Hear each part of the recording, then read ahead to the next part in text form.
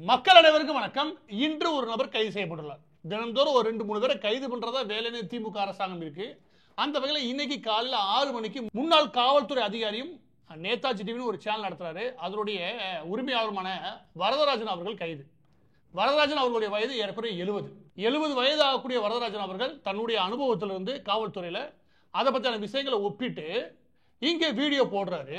அதன் அடிப்படையில் அவர் ஒரு 2-3 நாட்களுக்கு முன்னாடி விஜய் அவர்களுடைய தரப்பு இருக்கு இல்லையா, அவருடைய நியாயங்களை பேச போய் இன்னைக்கு அவர் கைதாகிறார். இப்ப தமிழ்நாட்டுடைய நிலவரம் 2ஆ பிரிச்சிட முடியும். யார் யார் கைது ஆவாங்க, யார் யார் கைதாகவே மாட்டாங்க. தப்பே செய்யல, நியாயம் பேசினாலும் ஒரு தரப்புல கைதும், இன்னொரு பக்கத்து நீ என்ன அநியாயம் வேணா பேசிக்கோ, ஆனா இப்படியா பேசினா உனக்கு கைது கிடையாது. இப்படின்னு 2 விதமா பிரிக்கலாம் தமிழ்நாட்டை.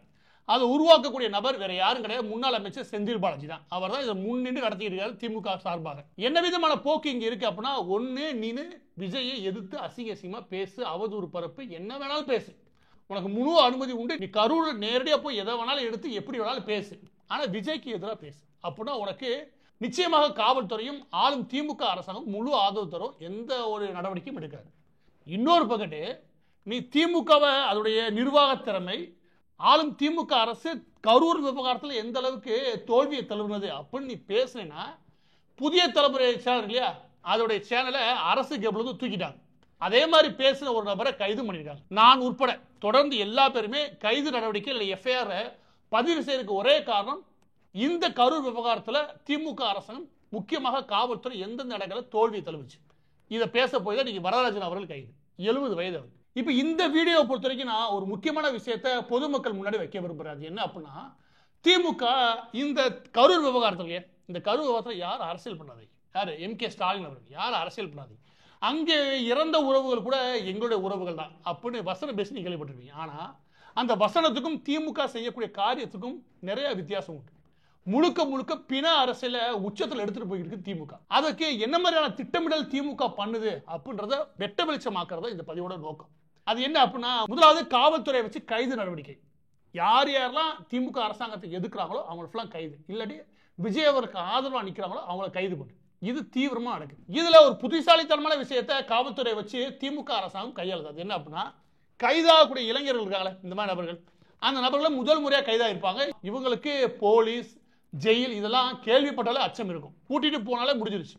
இந்த நபர்களை கூட்டி போய், ஒருத்தர் பேர் கண்ணன், இன்னொருத்தர் பேர் டேவிட் நினைக்கிறேன், 2 பேரும் கூட்டி போய் நீதிபதிக்கு எதிராக பேசிட்டாருன்றது வழக்கு. ஆனா இவங்க என்ன பண்றாங்க, அந்த நபர்களை நிப்பாட்டி வீடியோ எடுத்து, நான் செஞ்சது தப்பு, என் பேர் இது, நான் விஜய் ரசிகன், நான் இந்த மாதிரி அவதூறு பரப்பிட்டேன், இனிமே யாரும் பரப்பாதீங்க அப்படின்னு வீடியோ எடுத்து அதுக்கப்புறம் கொண்டு போய் ஜெயில் அடைக்கிறாங்க.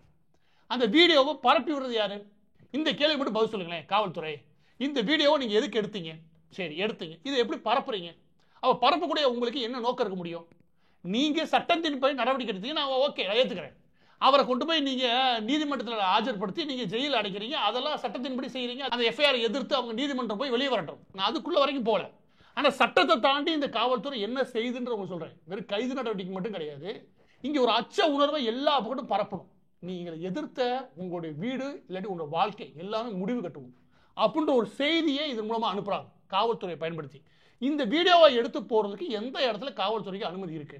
இந்த இடத்துல நீதி நேர்மை அந்த மக்கள்லாம் பிடிச்சி வீடியோ போட சொல்லி காவல்துறைக்கு எந்த இடத்துல சட்ட வழிவகைகள் இருக்கா? எனக்கு இன்னொரு கேள்வி ஒன்று இருக்கு. திருவண்ணாமலையில் ஒரு ஆந்திராவை சேர்ந்த ஒரு பெண் அவங்க அம்மாவோட வந்துருந்துச்சு, அந்த சிறுமியை கற்பழிச்சுன்னா 2 காவல்துறை அவனை இதே மாதிரி ஒரு வீடியோ எடுத்து போடுங்க பார்ப்போம். போட துப்புல இல்ல, இந்த சின்ன பசங்களை மிரட்டி வீடியோ போடுறீங்க, உங்களுக்கு வெக்கமா இல்லை? நான் கேட்கிறேன். இந்த விஷயத்துல தான் முதலாவது தமிழக மக்கள் உஷாராகும். என்ன அப்படின்னா, நம்ம எல்லா பேருக்கும் ஒரு அச்ச உணர்வை உருவாக்குறதுக்கு இந்த செந்தில் பாலாஜி கும்பல் முயற்சி பண்ணுது. அதுதான் இந்த கைது நடவடிக்கை மட்டும் கிடையாது, கைது பண்ண இளைஞர்களால அவங்களை வச்சு வீடியோ எடுத்து வெளியே போடுறது. இது காவல்துறை செய்யறத வன்மையா கண்டிக்கிறோம். நீங்க நடவடிக்கை எடுத்த வகையில் ஓகே, வீடியோ எடுத்து அதுவும் ஒரு பிரச்சாரமா திமுகவுக்கு ஆதரவா, மறைமுகமா திமுகவுக்கு ஆதரவாக பயன்படும் வகையில் இந்த மாதிரி வீடியோ எடுத்து வெளியிடுறாங்களே, இது காவல்துறையை கண்டிக்க வேண்டிய செயல். ஓகே. இரண்டாவது என்ன அப்படின்னா, இப்ப திருமாவளவன் அவருடைய கூட்டணி கட்சிகளுக்கு வர திருமாவளவன் அவர்கள் இப்ப என்ன பண்ணாரு அப்படின்னா, கரூர் விவகாரம் இல்லையா, இந்த கரூர் விவகாரத்தை இறந்தவர்கள் இருக்காங்களே அவங்களுக்கு நாங்கள் அஞ்சலி செலுத்துறோம். அஞ்சலி செலுத்துறோம் ஒரு பொதுவான நடைமுறை, நிச்சயமே எல்லாரும் செஞ்சாகும். ஏன்னா 41 உயிர் போயிருக்கு, அதை நான் மதிக்கிறேன். ஆனால் பொதுவாகவே இறந்து போனவர்களுக்கால அவங்களுடைய மாண்புன்னு ஒன்று இருக்கு. இறந்து போனவர்களுக்குன்னு ஒரு மரியாதை செலுத்த வேண்டிய குணம்னு ஒன்று தமிழகத்தில் எப்போதும் உண்டு, உலகம் முழுவதும் உண்டு வச்சுக்கிறேன். அதனால இறந்து போனவர்களே அவங்களுடைய போட்டோவை நம்ம அவங்களுடைய என்ன போட்டோவா இருந்தாலும் உயிருக்கும் போது அவங்க என்னவா இருந்தாங்களோ அந்த போட்டோ வச்சு தான் நம்ம அஞ்சலி செலுத்துவோம். இது வரைக்கும் அப்படிதான். நீ எந்த அஞ்சலி வேணா எடுத்துக்கோங்க, அதுல பாத்தீங்கன்னா இறந்து போன நபர்கள் இருக்காங்களா, அவர் 10 பேரோ 2 பேரோ ஒருத்தரோ அவருடைய இருக்கும்போது அவங்களுடைய புகைப்படங்களை அதுதான் பயன்படுத்தியிருப்பாங்க. அதை தான் பயன்படுத்தி அவருடைய அலுவலகத்தில் திருமாவளவன் அவர்கள் அஞ்சலி செலுத்தினார். ஆனா ட்விட்டர் பக்கத்தில் வரும்போது விசித்திரமா இருக்கு. என்னன்னா இறந்து போனாங்களே, அவங்க இறந்து போனதுமே அவங்களுடைய சடலங்கள் இருக்கு இல்லையா, அந்த சடலங்கள்ல இருந்து போட்டோ எடுத்து வம்படியா போட்டோ எடுத்து எல்லாத்தையும் அனுப்பியிருக்காங்க. இந்த போட்டோ எடுத்தலாம் நான் கேட்கறேன். இந்த போட்டோ மட்டும் தான் ஆன்லைன் முழுவதும் 7 நாளா பரவுது. இது எதுக்கு நீ அனுப்புற? அனுப்புடைய நோக்கம் என்ன? ஏன் அந்த புகைப்படத்தை போடாம இந்த புகைப்படத்தை போடணும்னு திருமாவளவன் யோசிக்கிறாரு. திருமாவளவன் மட்டும் கிடையாது, இந்த விவகாரத்தில் திமுக அரசை கண்டிக்க தவறக்கூடிய நாம் தமிழர் கட்சி கூட இந்த போட்டோ தான் போட்டிருக்காங்க. இது எதனால? நாங்கள் அஞ்சலி செலுத்தக்கூடிய நபர்கள் அந்த இறந்து போனவருடைய மாண்புன்னு ஒன்று இருக்கா இல்லையா, அந்த இறந்து போனவருடைய சடலத்தில் அவங்களுடைய போட்டோவை எடுத்து அந்த புகைப்படத்தை அஞ்சலிக்கு பயன்படுத்தக்கூடிய ஒரே கும்பல் யாரா இருக்க முடியும்? இதுக்கு அடுத்து என்னமா மக்கள்கிட்ட எமோஷனலா தூண்டி விடுறது ஒரு மோசமான நிகழ்வு இருக்கு இல்லையா, அதோட கொடூரமான தன்மையை மக்கள் மனசுல பதிஞ்சுக்கிட்டே இருக்கணும். இத திமுக அரசாங்கம் முக்கியமாக செந்தில் பாலாஜி தரப்பு எல்லா பக்கமும் அனுப்பி இதையே தான் வெளியே கொண்டு வர முயற்சி பண்றாங்க. நம்ப மாட்டேங்க, இந்த புகைப்படம் எல்லா பக்கமும் கொண்டு போய் சேர்க்கறதுக்கான தீவிரமான முயற்சியில் ஈடுபடுறாங்க. இதை கொண்டு போய் சேர்க்க கூட நான் சொல்லல, இது இறந்த 41 பேரையும் அவமானப்படுத்தக்கூடிய செயல். அவங்க இறந்தவங்களுடைய புகைப்படத்தை வைங்க, ஆனா இறந்து போன பிறகு சடலமா இருந்த புகைப்படம் இல்லையா, இது அயோக்கியத்தனமான வேலை. இதுலதான் உச்சகட்டமா திமுக கூட்டணியும் மறைமுக கூட்டணியாக நாம் தமிழ் போன்ற கட்சிகள் மிக கீழ்த்தரமான அரசியல் பண்றீங்க. தயவுசெய்து இதை விட்டு தொலைங்க. இப்ப இதை எடுத்து போட்ட செந்தில் பாலாஜியுடைய 3வது திட்டம் சொல்றேன். 2 திட்டம் சொல்லியாச்சு. 3வது திட்டம் என்ன அப்படின்னா, இப்ப நீங்க கவனிச்சீங்கன்னா 3 நாட்களுக்கு இல்ல 4 நாட்களுக்கு ஒரு முறை ஒரு பிரபலமான நபர்கள், அது நீங்க சோசியல் மீடியால பிரபலமா இருக்கலாம், இல்லாட்டி திரை கவர்ச்சி மூலமா பிரபலமா இருக்கலாம், யாரோ ஒரு பிரபலங்களை கூட்டி போய் இறந்தவர்களுக்கு அஞ்சலின்ற பேர்ல அங்கே போயிட்டு மீடியாவை சந்திச்சு அங்கே எப்படி பிரச்சாரத்தை மேற்கொள்றது, அதாவது நடுநிலையா கருத்து சொல்ற மாதிரி ஒரு பிரச்சாரத்தை மேற்கொள்ளும். அதாவது அப்பட்டமா நம்ம போடுற பிளான் வெளியே தெரியக்கூடாது. இதுல முக்கியமா மாற்று நபர் கமலஹாசன். கமலஹாசன் ஒரு கட்சியுடைய தலைவர். அவர் போறாருன்னா அவருடைய கட்சியில போக முடியும், அவருடைய கட்சிக்காரங்க வரக்கூடிய வண்டியில போலாம். நேரா இறங்கி வெக்கமே இல்லாம செந்தில் பாலாஜி வண்டியில ஏறி செந்தில் பாலாஜியோட பயணமாகி அங்க போய் இறங்கி அவங்களுக்கு ஆறுதல் சொல்லிட்டு அங்கே தன்னுடைய அஞ்சலி செலுத்திட்டு அவர் பேட்டி ஒன்று எடுக்கிறாங்க. அந்த பேட்டி என்ன சொல்றாரு, செந்தில் பாலாஜி உடனே போய் உதவி செஞ்சார் பாருங்க, அதுக்கு நம்ம பாராட்டணும். வெக்கமே கிடையாது. கமலஹாசனுக்கு வெக்கம் சூடு சொரணை எதுவுமே கிடையாது. கூட்டணி சேர்ந்தது மட்டும் இல்லாம வாயை வித்து இப்படி ஒரு பொழப்பு பொழைக்கிறதுக்கு நல்ல நாக்க கொடுக்குமா நாலு கேள்வி கேட்பேன். இது ஒரு பொழப்பா நான் கேட்கிறேன். செந்தில் பாலாஜிக்கு நற்சான்றிதழ் கொடுக்கறதுக்கு கமலஹாசன் யாரு? கமலஹாசனுக்கு எங்க இருந்து நற்சான்றிதழ் கொடுக்கறதுக்கான யோக்கியதை வருது? இந்த இடத்துல கமலஹாசன் அவர்கள்ட்ட நாக்க புடுங்குற மாதிரி கேட்கிற கேள்வி வேணா, அதை தடுக்க தவறிய காவல்துறை என்னென்ன விதமாக தவறலாம் தெரிஞ்சு அந்த இடத்துல கூட்டம் கூடுதல் இருந்து அது எந்த அளவுக்கு அனுமதிச்சு அந்த மோசமான நிகழ்வு நடக்கிறதுக்கு காவல்துறையும் பாதி பங்குக்கு வேலை செஞ்சுச்சு அப்படின்ற விஷயத்துக்கான முழு ஆதாரத்தை தர தயார். பேச கமலஹாசன் தயாரா? அப்பையும் ஒரு கேள்வி கேட்கிறாங்க. அது என்ன கேள்வி அப்படின்னா, கமலஹாசன் முன்னெச்சரிக்கை நடவடிக்கை ஒழுங்கா எடுக்கல, முன்னெச்சரிக்கை நடவடிக்கைன்ற விஷயத்துல நிச்சயமா காவல்துறை பெரிய தோல்வியை தழுவி இருக்கு அப்படின்னு எடப்பாடி பழனிசாமி அவர்கள் சொல்றாங்க. அதற்கு உங்க கருத்து என்ன கேட்டா, அவர் பண்றது அரசியல். யாரு? எடப்பாடி பழனிசாமி பண்றது அரசியலாம். எடப்பாடி பழனிசாமி சொல்றது காவல்துறையோட தோல்வி அங்கே இருக்குன்னு.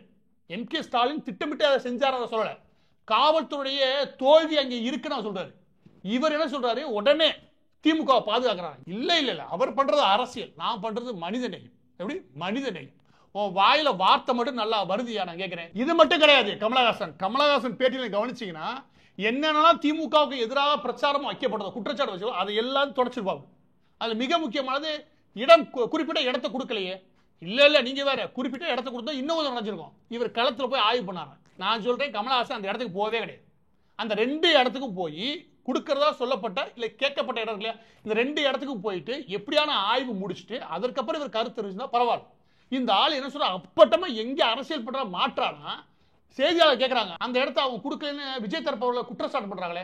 இல்ல இல்ல அந்த இடத்துல கொடுத்துதான் வச்சுக்கவே இன்னும் கொஞ்சம் உயிரிழப்பு நடந்திருக்குன்னு அப்பட்டமா அரசியல் பிரச்சாரம் பண்றீங்களே கமலஹாசன், உங்களுக்கு எல்லாம் வெக்கமாவே இல்லையா வாழ்றதுக்கு? எனவே இந்த பின அரசியல் திமுக எடுக்குதுல, அதுல 3வது விஷயம் என்ன எடுக்குது அப்படின்னா, திரைப்பிரபலங்கள் இருக்காங்களே, சினிமா ஸ்டார்ஸ், இவங்க எல்லாம் அந்த கரூருக்கு அனுப்பி அது அவங்களுக்கு போதுமான அளவுக்கு ஏற்பாடு பண்ணி அவங்களை கவனிச்சு அவங்கள்ட்ட பேட்டி எடுக்க வச்சு அந்த பேட்டியின் மூலமாக ஒரு பரப்புரை மேற்கொள்ளுது. அந்த பரப்புரை என்ன அப்படின்னா, திமுக அரசாங்கத்தின் தவறு எதுவுமே இல்லை, திமுக அரசாங்கம் யோக்கியம். இந்த போது விஜய் இருக்காரு, அவர் தரப்புல எல்லா தப்பும். இத அப்பட்டமா பரப்புறதுக்கு பதில மறைமுகமா பரப்புவோம். என்ன கமலஹாசன் சொல்றாரு, விஜய்க்கு ஏதாவது அட்வைஸ் பண்ணீங்களான்னு. இல்ல விஜய்க்கு நீதிமன்றமே அட்வைஸ் பண்ணணும். நீதிமன்றம் அட்வைஸ் பண்ணதை நாங்க பார்த்தோமே எவ்வளவு கீழ்த்தரமா போச்சுன்னு. எனவே கமலஹாசன் பண்றது மறைமுகமாக திமுக அரசாங்கத்துக்கு வக்காலத்து வாங்கும் செயல். இன்னும் எனவே கமலஹாசன் அவர்கள் செய்யறது திமுக பின அரசியல் செய்து இல்லையா, அதுக்கு தான் வாயை வித்து அடுத்த படத்துக்கு 700 கோடியோ 800 கோடியோ வாங்கினா போதும் தெரியுதா நினைக்கிறேன். இப்ப 4வது ஸ்ட்ராட்டஜி, அதாவது இந்த விவகாரத்துல எப்படியான தில்லாலங்கடி வேலை எல்லாம் பார்க்கணும் திட்டமிட்டு வேலை பார்க்கல திமுக. 4வது வேலை என்ன அப்படின்னா, இப்படியான கார்ட்டூன் ரெடி பண்றது. கார்ட்டூன்ல என்ன மாதிரி ரெடி பண்றாங்க அப்படின்னா, அந்த கரூர் விவகாரம் இல்லையா, இந்த கரூர் விவகாரம் நடந்ததுமே அன்னைக்கு நைட்டு இந்த மாதிரி கான்செப்ட்.